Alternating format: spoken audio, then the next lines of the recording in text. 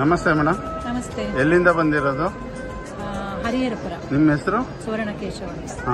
ಇಲ್ಲಿ ಬಂದು ಹಾಕೋ ಉದ್ದೇಶ? ಇಲ್ಲಿ ಮಂತ್ರಾಲಯಕ್ಕೆ ಬಂದ್ರೆ ಹಾಕೋ ಉದ್ದೇಶ ನಮಗೆ ಒಂದು ಗುರುಗಳ ಆಶೀರ್ವಾದ ಸಿಕ್ಕಲಿ, ದೊಡ್ಡ ದೊಡ್ಡ ರಂಗೋಲಿ ಬರೆಯೋಕ್ಕೆ ಶಕ್ತಿ ಬೇಕು, ಗುರುಬಲ ಬೇಕು, ಹಾಗಾಗಿ ಆಶೀರ್ವಾದ ಸಿಕ್ಕಲಿ ಅಂತ. ಎಲ್ಲೋ ಮಾಳೂರು ಅನ್ನುವಲ್ಲಿಗೆ ಗುರುಗಳು ಬಂದಿದ್ದರು.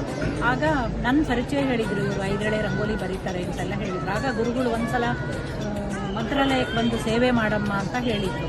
ಹಾಗೆ ನಾನಲ್ಲಿ ಪ್ರೇಮಕ್ಕನ ಹತ್ರ ಹೇಳ್ತಾ ಇದ್ದೆ, ನಾವು ಒಂದು ದಿವಸ ಹೋಗೋಣ ಅಂತ. ಅವರ ಆಶೀರ್ವಾದದಿಂದನೇ ನಾವಿಲ್ಲಿ ಬಂದಿದ್ದೀವಿ. ಇವರು ಸಾಗರದವರು ಮತ್ತು ಇವರು ಮಾಳೂರು.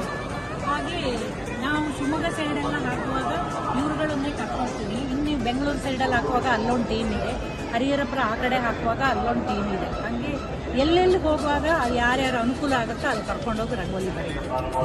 ಇದರ ಸ್ಪೆಷಾಲಿಟಿ ಏನು?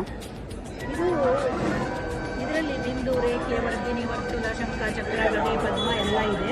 ಈ 5 ಎಳೆ ಇದರಲ್ಲಿ ಕಾಣುತ್ತಲ್ವ, ಅದೆಲ್ಲ ಏಕಕಾಲದಲ್ಲೇ ಬರೆಯೋದು. ಇದು ಬಿಂದುವಿನಿಂದ ಸಿಂಧು ಅಂತ, ನಾಲ್ಕು ಮಧ್ಯದಿಂದ ಕೊನೆಯವರೆಗೆ ಎಷ್ಟು ದೊಡ್ಡ ಬೇಕಾದ್ರೂ ಮಾಡ್ಬೋದು. ನಾನು ಸಾಧಾರಣ ನನ್ನ ಟೀಮ್ ಅವರು ಬೆಂಗಳೂರಲ್ಲಿ ಒಂದ್ಸಲ 180 ಅಡಿ ರಂಗೋಲಿಯನ್ನು ಮಾಡಿದ್ದೀವಿ. ಅದೇ ಲಾಸ್ಟ್. ಗುರುಗಳು ಬಂದು ನೋಡಿದ್ರಾ? ನಿನ್ನೆ ಅರ್ಧ ರಂಗೋಲಿ ಆಗುವಾಗ ಬಂದಿದ್ದಾರೆ ರಂಗೋಲಿ ನೋಡಕ್ಕೆ. ಆದರೆ ನಾವು ಈಗ ಈ ಬಿಸಿಲಲ್ಲೂ ಕಾಯ್ತಾ ಇರೋದು, ಗುರುಗಳು ರಂಗೋಲಿ ನೋಡಿದ್ರ ಮೇಲೆ ಹೊರಟು ಹೋಗೋಣ ಅಂತ ಒಂದು ಆಸೆಯಿಂದ ಕಾಯ್ತಾ ಇದ್ದೀವಿ. ನಮಸ್ತೆ ಮೇಡಮ್. ನಮಸ್ತೆ.